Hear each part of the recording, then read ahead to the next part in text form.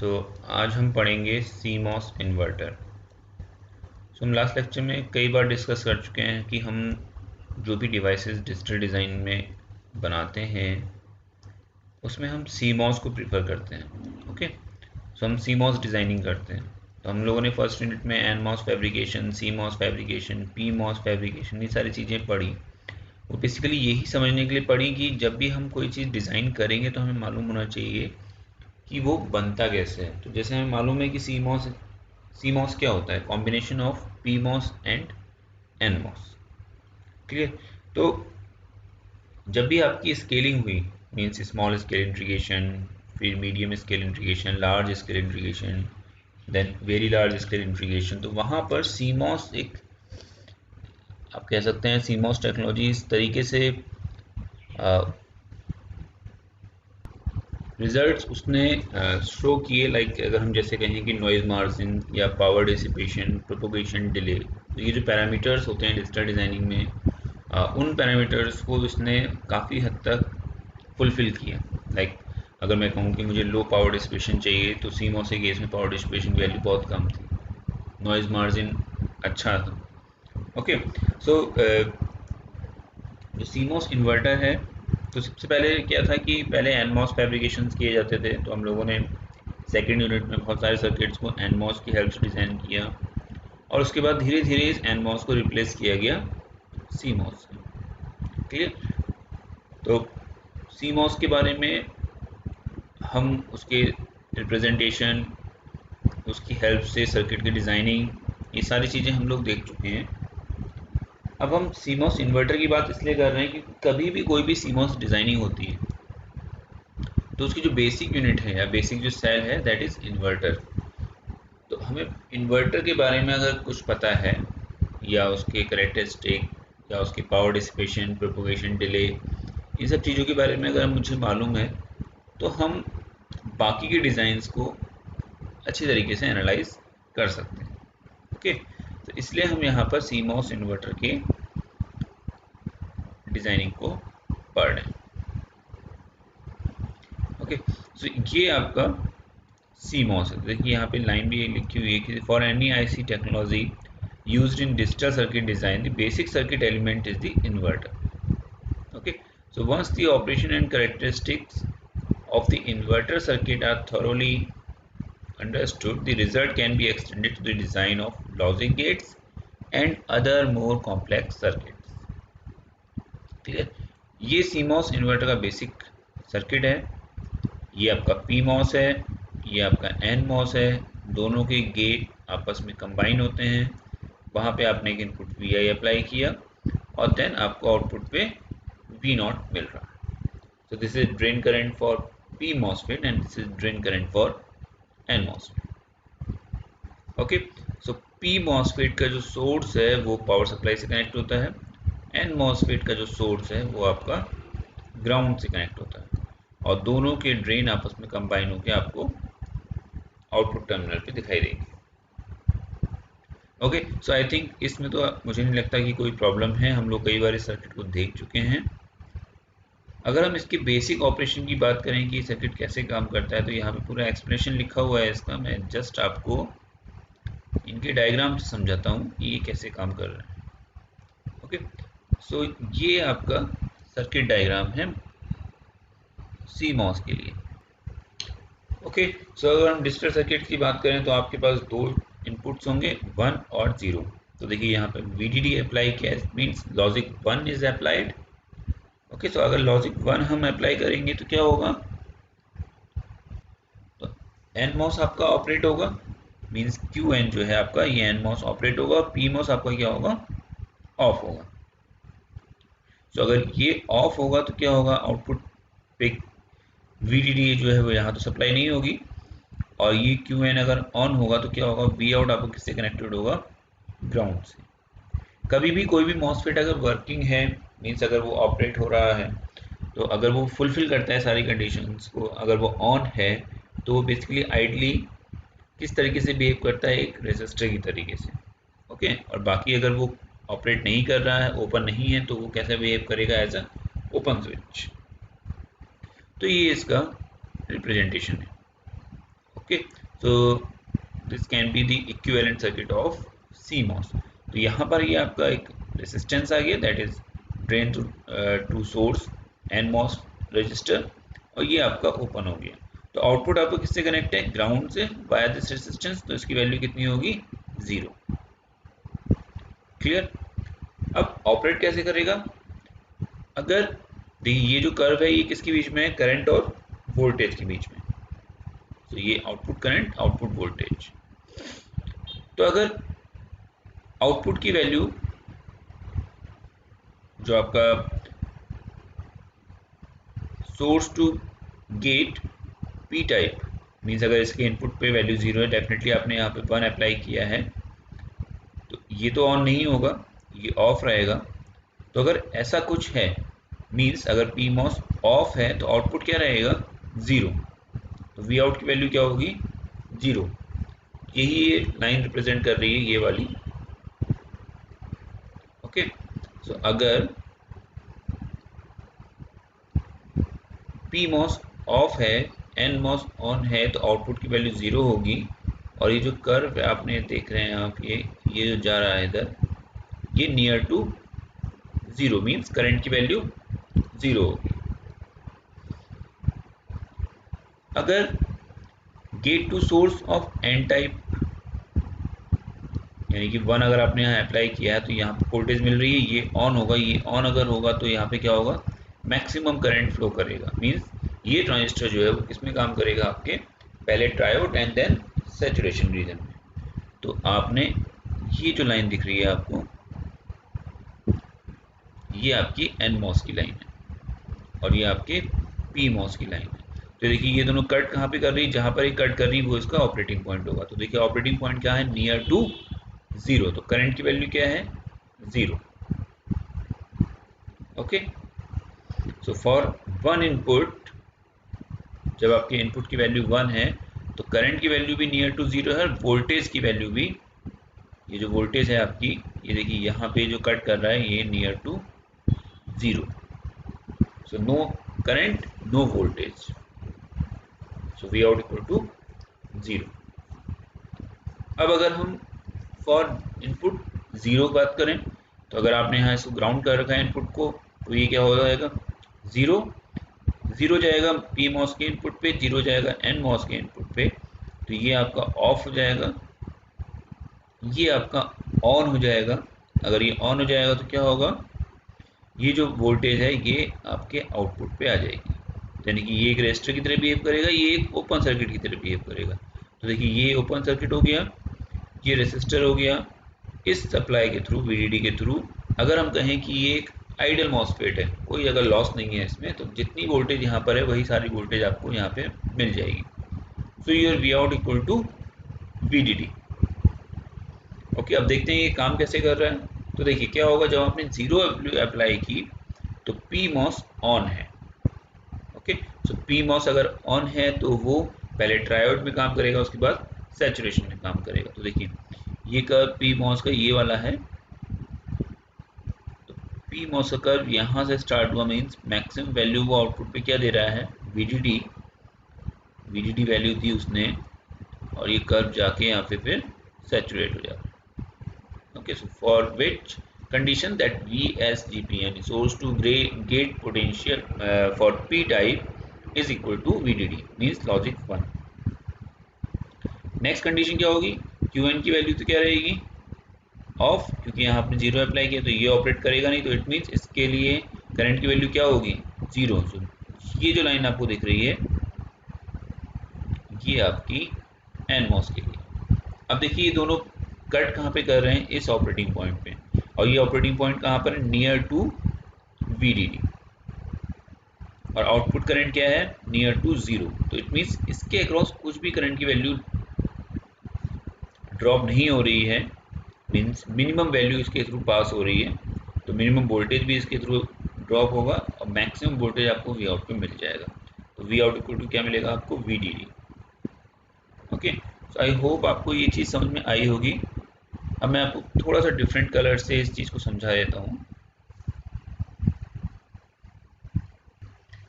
तो देखो मैंने आप लोगों से कहा था कि आप एनमॉस और पीमॉस की कैरेक्टरिस्टिक्स कर्व को पढ़िएगा। तो अगर आपको याद हो कि एनमॉस और पीमॉस की कैरेक्टरिस्टिक्स कर्व्स कैसे बनते हैं, तो अगर हम ये वोल्टेज कहें और हम ये करंट कहें, that is output voltage and output voltage VDS and output current ID। तो एनमॉस की अगर हम बात करें तो एनमॉस के कर्व्स कुछ ऐसे बनते हैं। ओके, सो अगर हम चैनल लेंथ मॉड्यूलेशन की बात करेंगे तो वो कुछ इस तरीके से बनेंगे, और अगर हम चैनल लेंथ मॉड्यूलेशन को कंसीडर नहीं करेंगे तो ये सारे स्लोप्स जो हैं आपके क्या होंगे, कांस्टेंट्स होंगे। ओके, ये कुछ इस तरीके से होंगे, और पहला वाला जो होगा नियर टू 0 होगा। तो दिस इज फॉर एनमॉस। यही अगर हम पीमॉस की बात करें तो देखिए, जहाँ पे आप, मैं आपको एक बार रिवाइज करा देता हूँ, मैं एक्चुअली आपको ऑलरेडी ये चीज़ पढ़ा चुका हूँ। या फिर हम ऐसा करते हैं, इसी में ड्रॉ कर लेते हैं तो हमें समझने में आसानी होगी। इसे हम थोड़ा सा और बड़ा कर लेते हैं, दिस, ये VDS। तो देखो क्या है, एनमॉस के केस में आपका ड्रेन वोल्टेज ज़्यादा होता है, पीमॉस के केस में क्या होगा, सोर्स वोल्टेज। तो ये अगर मैं यहाँ पे -VDS लिखूँ तो मैं -VDS को क्या लिख सकता हूँ, VSD। Clear, means -VD minus VS can be written as VS minus VD, यानी कि VSD। ओके, और मैं क्या लिख सकता हूँ, ID को नीचे वाले में -ID, क्योंकि ये पॉजिटिव है नेगेटिव। अब पीमॉस में क्या, एनमॉस में क्या होगा, अगर ड्रेन करंट पॉजिटिव है तो पीमॉस में क्या होगा, वो करंट नेगेटिव होगा। क्लियर, तो इस चीज़ को आप अपने नोट से एक बार पढ़ लीजिएगा। इस तरीके से अगर एनमॉस में VDS है तो अगर मैं पीमॉस के लिए रिप्रेजेंट कर रहा हूँ तो वो क्या होगा, -VDS। क्लियर, तो मैंने आपसे बताया था कि एनमॉस के लिए जितने भी कर्व्स होते हैं वो सब कहाँ बनते हैं, फर्स्ट क्वाड्रेंट में, और पीमॉस के लिए कर्व्स कहाँ बनते हैं, थर्ड क्वाड्रेंट में। तो यही चीज़ अगर आप यहाँ ड्रॉ करेंगे तो वो आपको कुछ 0 इस तरीके से मिलेंगी। ओके, और अगर मैं इन्हीं कर्व्स को एक ही क्वाड्रेंट में ड्रॉ करना चाह रहा हूँ तो वो कुछ इस तरीके से ड्रॉ होंगी कि आपके जितने भी कर्व्स हैं, चलिए मैं दूसरे कलर से रिप्रेजेंट कर देता हूँ उसको। ये जो आपके कर्व्स हैं, ये जो आपने थर्ड क्वाड्रेंट में ड्रॉ किए थे, अगर आप इनको फर्स्ट क्वाड्रेंट में ड्रॉ करना चाहते हैं तो वो कुछ इस तरीके से ड्रॉ होंगे।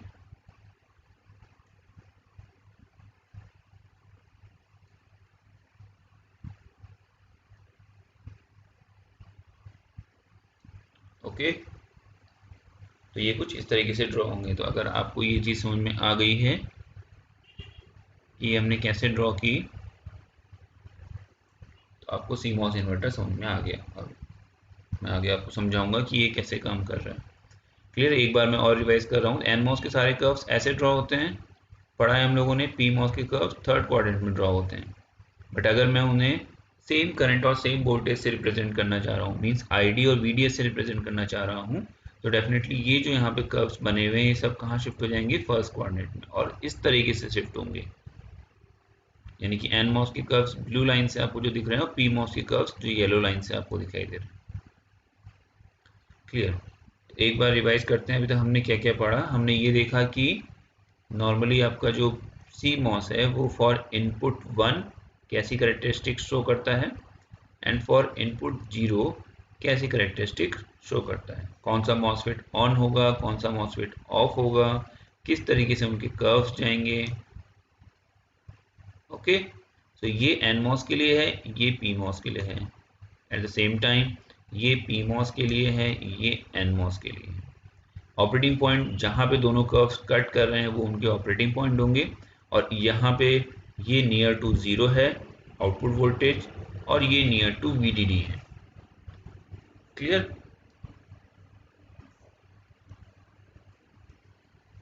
एक बार पढ़िएगा इसको, जो मैंने पढ़ाया उसे अच्छी तरीके से एक बार और समझिएगा। चलिए अब आगे बढ़ते हैं। ओके, सो ये इस कहानी जो भी यहाँ पे लिखी हुई है इसे एक बार पढ़ लीजिएगा।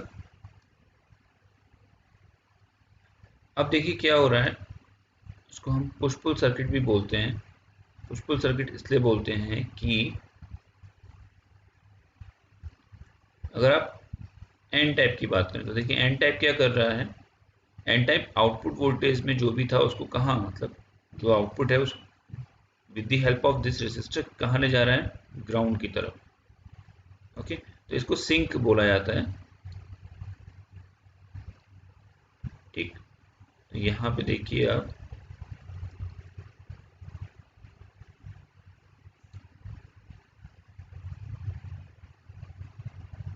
ओके, सो यहाँ लिखा हुआ है transistor QN can sink a relatively large load current, this current can quickly discharge load capacitor. एक अभी आगे हम और एनालिसिस पढ़ेंगे तो डेफिनेटली लोड पे मतलब ये जो मॉसफेट है आपका, मॉसफेट कैपेसिटेंसेस हमने पढ़े हैं, तो यहाँ आउटपुट में V नोट के साथ क्या होगा, एक कैपेसिटर होगा।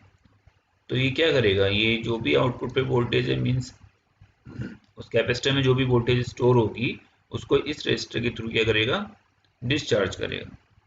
ओके, तो ये क्या करेगा, उस कैपेसिटर को चार्ज करेगा। तो ये उसे डिस्चार्ज करता है लोड द कैपेसिटर, और because of its action in sinking load current and putting the output voltage down to ground, QN is known as pull down device. Okay, so N MOSFET को हम pull, जैसे मैंने आपसे कहा ना push pull, तो इसको हम बोलते हैं pull down device. At the same time QP क्या करेगा, QP can source a relatively large load current, this current can quickly charge a load capacitance, thus pulling the output voltage up towards VDD. So QP को बोला जाता है pull up device. Okay, तो यहाँ ये energy को down कर रहा है, पुल डाउन कर रहा है, तो NMOS को पुल डाउन कहते हैं, और ये पुश कर रहा है, इट मीन्स ऊपर को इंक्रीज कर रहा है, so that's why it is called pull up device. तो push pull,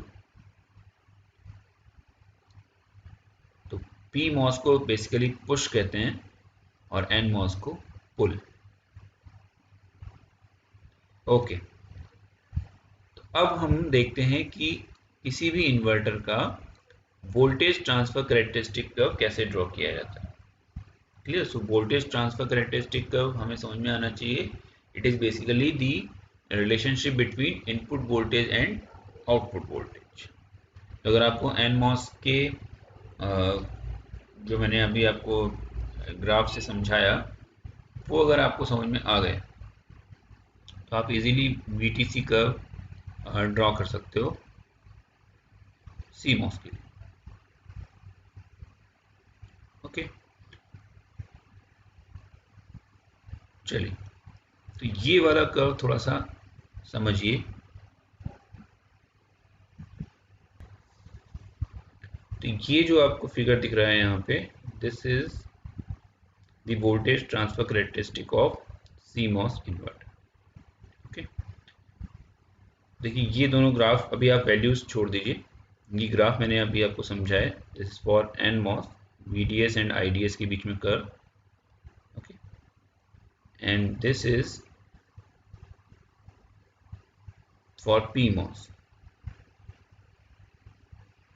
okay, so minus VDS and then minus ID, और इसको अगर मुझे VDS के रिप्रेजेंट करना है VDS की तरीके से, तो ये कर्व शिफ्ट हो जाएगा यहाँ पे प्लस साइड में।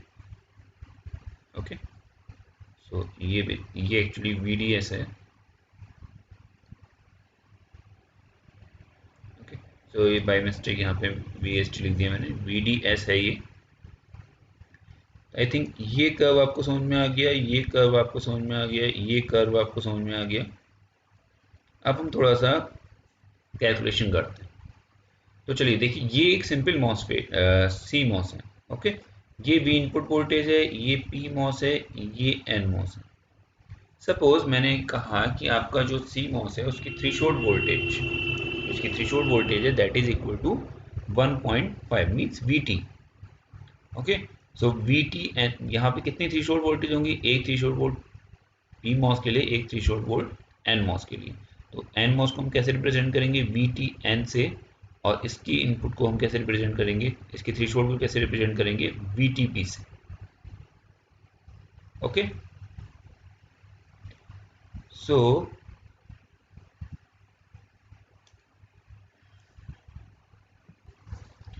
तो अब देखिए हम ये वाला कर्व में ये वाली वैल्यूज ड्रॉ करेंगे।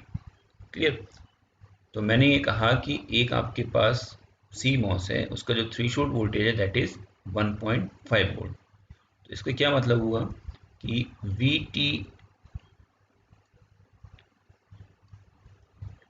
T N is equal to 1.5 volt. Okay, so similarly V T P की वैल्यू कितनी हो जाएगी, अगर इसकी 1.5 है तो वो उसकी हो जाएगी -1.5। ओके, नाउ तो ये थ्रेशोल्ड वोल्टेज आई थिंक समझ में आ गया होगा। अगर ये 1.5 है तो वो -1.5 हो जाएगा। अब देखिए, अगर हम एन मॉस की बात करें तो गेट टू सोर्स वोल्टेज कितना है, 1.5, और you can say for N MOS अगर गेट टू सोर्स वोल्टेज आपका 1.5 है और VDS की वैल्यू कितनी है, 5 वोल्ट। ओके, सो एन मॉस के केस में सोर्स क्या होता है आपका, ग्राउंड, तो गेट वोल्टेज कितना हो जाएगा, 1.5। सो एन मॉस के केस में सोर्स की वोल्टेज होती है 0, तो VG minus VS equal to 1.5 और VG कितना हो जाएगा, 1.5 वोल्ट। क्लियर है।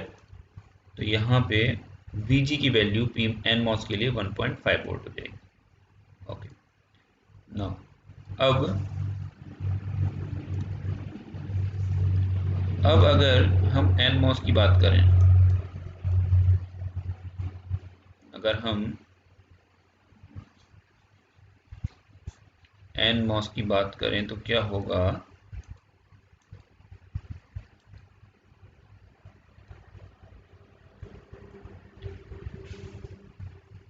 वहां क्या होगा,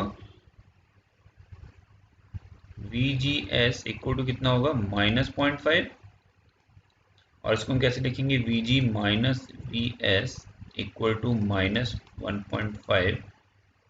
अब पी मॉस के केस में ड्रेन 0 होता है, सोर्स पे वोल्टेज होती है, और यहाँ में वोल्टेज कितनी है, 5। तो हम इसको लिखेंगे VG माइनस 5 इक्वल टू -0.5, ये 5 इधर चला जाएगा, सो VG इक्वल टू कितना हो जाएगा, 5 माइनस 1.5 मीन्स 3.5 वोल्ट। तो पी मॉस के गेट के वोल्टेज कितना हो जाएगा, पी मॉस के लिए गेट वोल्टेज हो जाएगा VG इक्वल टू 3.5 वोल्ट, और एन मॉस के लिए गेट वोल्टेज की वैल्यू कितनी है, 1.5 वोल्ट। तो आई होप ये आपको समझ में आ गया होगा। अगर ये समझ में आ गया तो आगे हम सारी वैल्यूज कैलकुलेट कर सकते हैं। ठीक है, मैं एक बार सिंपली फिर से रिवाइज कर रहा हूँ। सपोज मैंने ये कहा कि एन मॉस के लिए VGS की वैल्यू कितनी है जो हमने कंसीडर की है, दैट इज 1.5, थ्रेशोल्ड वोल्टेज हमने 1.5 कंसीडर की है। तो VG minus VS equal to 1.5, VS N MOS के केस में क्या होता है, 0। For N MOS VS equal to 0, तो गेट वोल्टेज इज 1.5 वोल्ट। अगर हम पी मॉस की बात करें तो पी मॉस के केस में VGS की वैल्यू कितनी होगी, -1.5, तो VG माइनस VS, यहाँ पे सोर्स वोल्टेज कितना होता है, मैक्सिमम वोल्टेज जो आपने अप्लाई की है, दैट इज यहाँ पे हमने कितनी अप्लाई करी है, 5 वोल्ट, तो VG माइनस 5 इक्वल टू -1.5, और VG इक्वल टू कितना हो जाएगा, ये इधर गया तो ये सॉल्व करके 3.5 वोल्ट। तो ये दोनों वैल्यूज आपको मिल गई। ओके, अब वापस हम कर्व में आते हैं। तो यहाँ पे यही हमने सॉल्व किया है पूरा, that VG equal to 3.5 volt. अब देखो क्या होगा, अब हम आते हैं इस कर्व पे। तो यहाँ पे VTP लिखा हुआ है, ये VTP मीन्स बेसिकली आपका ये गेट वोल्टेज है, ये गेट वोल्टेज है जो आपका पी मॉसफेट में अप्लाई होगा। मीन्स ये थ्रेशोल्ड नहीं है, थ्रेशोल्ड इसका -1.5 ही है। ओके, अब इस कर्व को थोड़ा सा ध्यान से देखो। देखिए यहाँ आप क्या कर रहे हैं, डिफरेंट वैल्यूज पे ग्राफ ड्रॉ कर रहे हैं।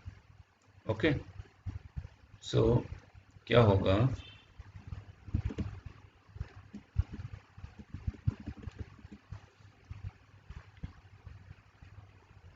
सपोज आपने वी आउट और वी इन के बीच में ग्राफ ड्रॉ किया। ओके, तो जब इनपुट की वैल्यू लो है तो उस टाइम पे क्या होगा, पी मॉस ऑन होगा और एन मॉस जीरो होगा। क्लियर? तो ये आपका एन मॉस का कर्व हो गया जो बिल्कुल नियर टू जीरो जाएगा, और ये आपका आउटपुट कर्व हो गया पी मॉस का। ओके, सो मैं इस कर्व से आपको ये ड्रॉ करके समझा रहा हूँ। यहाँ ये जीरो हो गया, इधर हो गया। अगर आपकी वैल्यू थ्रेशोल्ड की 1.5 है तो ये आपका एन मॉस का कर्व हो गया। सपोज मैं इसको थोड़ा सा बड़ा बना दे रहा हूँ। क्लियर? और उसी टाइम पे आपका जो पी मॉस का कर्व होगा वो कुछ ऐसा जाएगा।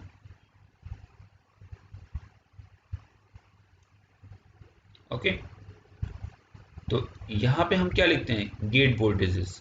तो ये गेट वोल्टेज कितनी हो जाएगी, 1.5 वोल्ट किसके लिए, एन मॉस के लिए। और ये यहाँ पे वोल्टेज किसका कर्व है, पी मॉस का, तो इसके लिए ये वोल्टेज कितनी हो जाएगी, 3.5 वोल्ट। अब सपोज अगर मैंने थ्रेशोल्ड वोल्टेज को इंक्रीज किया, मीन्स गेट वोल्टेज को इंक्रीज किया, सॉरी, तो अब नेक्स्ट गेट वोल्टेज कितनी होगी मेरी, सपोज 2 वोल्ट। तो अगर ये 2 वोल्ट है तो देखिए सॉल्व करते हैं। यहाँ पे क्या था, VGS इक्वल टू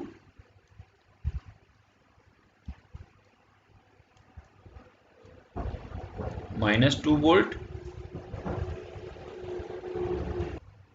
अब अगर हमारा threshold voltage VTN equal to 2 होगा तो VTP कितना हो जाएगा, -2। So VGS for PMOS, okay, so VTN मतलब NMOS के लिए तो ये 2 वोल्ट हो गया, PMOS के लिए -2 होगा, तो again VG minus VS equal to -2। VS की वैल्यू कितनी है, 5, सो VG इक्वल टू 5 इधर चला जाएगा, तो 5 - 2 3। तो अब ये जो कर्व आएगा, ये दूसरा वाला जो कर्व ड्रॉ होगा, ये किसके लिए ड्रॉ होगा, फॉर PMOS 3 वोल्ट के लिए। तो देखिए ये जो आपको दिख रहे हैं यहाँ पे 1.5 NMOS, 3.5 PMOS, 2 volt 3 volt, 2.5 volt. तो जब 2.5 वोल्ट होगी थ्रेशोल्ड वैल्यू, तो उसकी वैल्यू भी कितनी होगी, 2.5। जब इसकी वैल्यू 3 होगी एनमॉस के लिए तो उसकी वैल्यू 2। देन इसकी वैल्यू जब 3.5 वोल्ट होगी तो इसकी वैल्यू कितनी हो जाएगी, 1.5। ओके, तो आई होप ये बात आपको समझ में आ गई होगी। तो ये कर्व्स ये समझ में आ गए, ये सारी एनालिसिस समझ में आ गई होगी। थ्रेशोल्ड वोल्टेज क्या थी, कैसे हमने इसको कैलकुलेट किया, और ये कर्व हमने कैसे ड्रॉ किया, ये आपको समझ में आ गया होगा। ओके, अब हम ये वाला कर्व ड्रॉ करके देखेंगे और समझेंगे इसको कि ये कैसे काम करता है। ओके, सो नेक्स्ट लेक्चर में हम इस कर्व को ड्रॉ करेंगे, ये कंडीशंस देखेंगे, मॉसफेट कौन सी रीजन में काम करता है। तो आप इस लेक्चर को पढ़िए, और नेक्स्ट लेक्चर में हम पावर डिसिपेशन और प्रोपोगेशन डिले का डेरिवेशन भी करेंगे। Okay, thank you.